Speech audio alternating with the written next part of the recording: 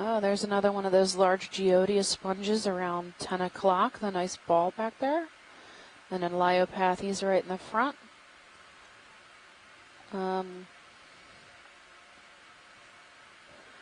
Maybe a Brazingid sea star at the front. Kind of looks like a crinoid. Next to the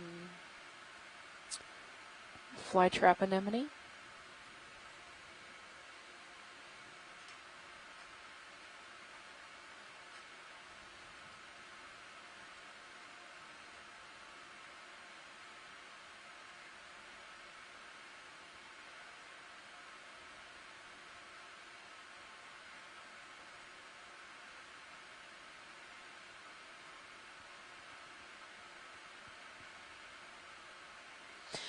So the question from the good doctor on Twitter, are the fishing lines of monofilament or wire? So I think I've seen both. Have you guys seen both types, the monofilament and the wire?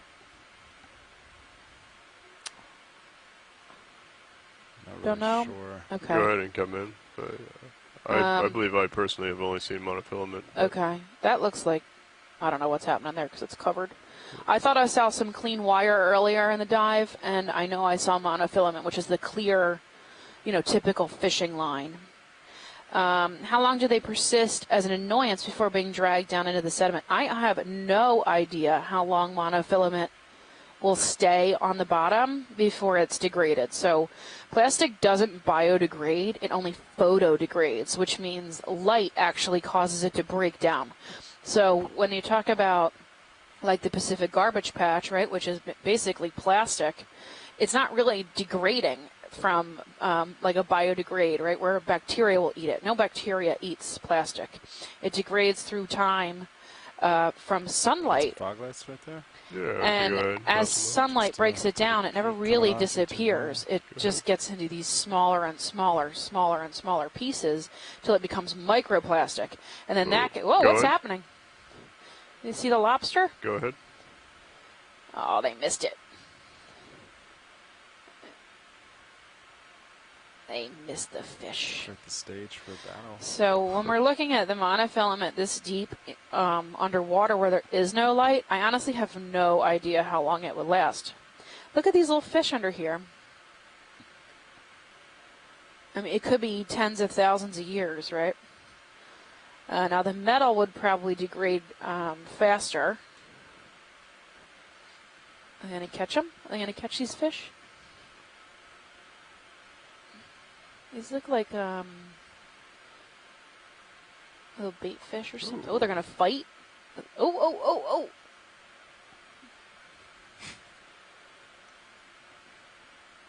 Oh, hello. So there's a good view of why they call them squat lobsters, because they can still use their tails to escape. But their tails aren't naturally stretched out like a true lobster is.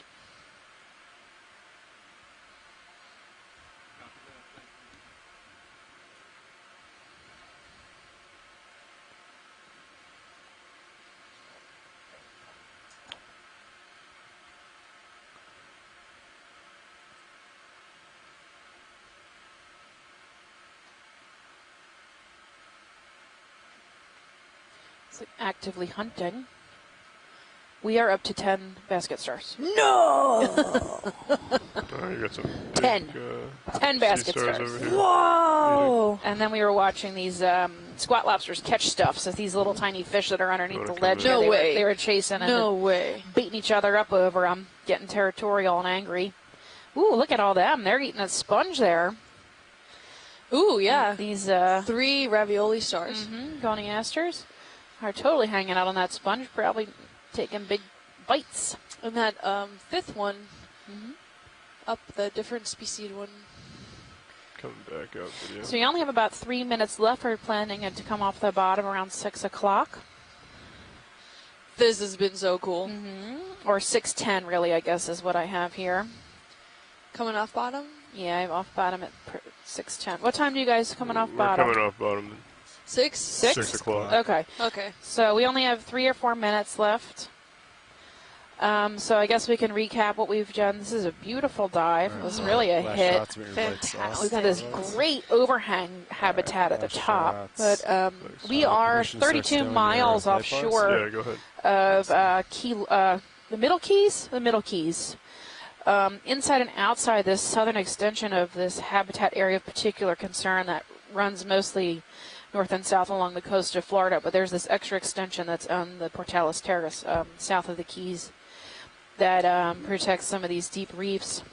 So I can pretty much stay where so I that am, habitat area of and particular you concern was closed in rotate. 2010, and we are just crossing the border today just to see if the habitat continues from inside the border to outside. And it does. And it does. So, so there's a lot of gorgeous hard bottom and deep water habitat here. We saw I see two that. very large commercial fish. There was a debate about what species they were. I thought black grouper. Someone else suggested maybe wreckfish. I am not a fish specialist, so I defer. I mean, I can get it to Sarianidae, which is the grouper family, but that's about it. So yeah, there's definitely commercial fish. So our maximum depth was 400 meters. Looks like our minimum is right now at 347. Yep. We are outside the habitat area of particular concern. We can see lots of fishing line. Woo! Nice. Do I lose my There's a toes? big school of squid down here. Feel free to take some zooms if you'd like. So squid are pretty common. We've seen them for the past few days. They've been here. They seem to kind of come in these school chunks, whereas the past few days we've been seeing them just all day. Yep. The whole dive. They just swim past. These seem to be less, more organized, but have less direction. They kind of just go wherever they want. We are definitely seeing more debris right outside the habitat of particular concern. Yeah. Not sure if that was before or after the habitat, the HAPC was actually formed and developed. But because it looks quite old, but I'm not sure exactly how long certain items take to rust under the deep ocean. So not sure if that has anything to do with it, but it's definitely one thing to note that. What is that fish down at the bottom right there? I thought it was a Burex. The shark? I thought it was a saw Do you want belly. to try and come in on the fish here? Yeah, you can. You got zoom. Oh no, maybe not. I don't Yeah, think yeah. it's a saw. Or? Yeah, relative of the type of slime head like fish. I'm not really sure. Maybe same family. Yeah. Okay. It's that time. Yeah. Okay. Yep. Yeah. Sounds good. So thank you so much for joining us on a Sunday. We've had a lot of active social media today. Thank you so much for that. We love your questions. Yep, and the chat room, everyone on the scientist end, thank you so much for all of your input. Absolutely. I'm going to turn my lights on. We really appreciate it. It takes a lot of stress off us to talk all And day. honestly, it takes a village to really appreciate on the full grasp of what we're doing, from the geology to the biology to the water column to all the physics and the chemistry that goes into it. We need a whole group of people to really do this. So yeah, get a good grip on what we're seeing. Identify some of the stuff that's more difficult, like the sponges and the sea stars, and the fish. Stuff I don't have really a specialty in. Yeah. But thank you all so much for contributing and chiming in. It's really fantastic that we get to communicate like this. Yeah, it's awesome. So thanks so much for talking to us and hanging out with us on your Sunday. If you don't know already, I will repeat for everybody. You can follow us on Facebook at Ocean Exploration Research or at Ocean Exploration Research-Education. Or on Twitter at Ocean Explorer, and if you use the hashtag Okeanos, I will answer your questions right on Twitter for you. Or we'll read them over the air and answer them over the air. Or we will find the answer for you. If I do not know the answer, I will find it. Also on Instagram at at NOAA Ocean Exploration. You can also follow me directly on Twitter at DeepSeaNerdy, or on Instagram and Facebook at DeepSeaNerd, or you can catch Kim on Instagram at DeepSeaKim. So feel free to reach out to us anytime. We'll do our best to respond as quickly as possible.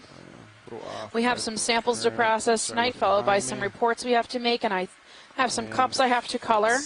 And then we've got 2 more days of diving. Tomorrow we are going to be in the Agassiz Valley, which is between here and off Key West, Yep. if you will. More, longitudinally equivalent near Key West. Yeah, it's closer to Key West than where we're at now.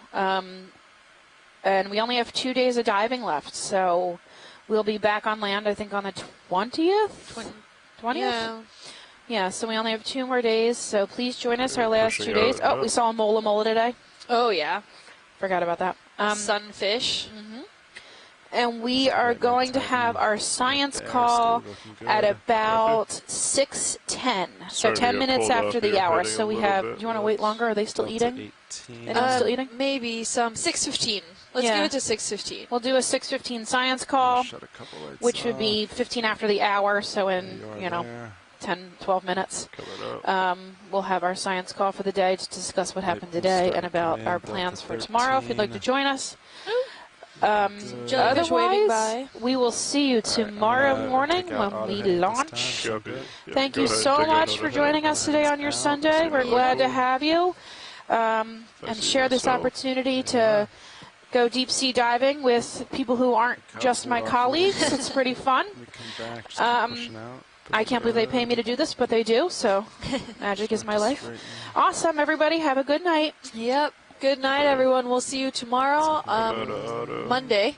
Yep. So have a good evening. Have a good evening. Stay tuned if you want to. Bye, Chris. Thanks for all your help.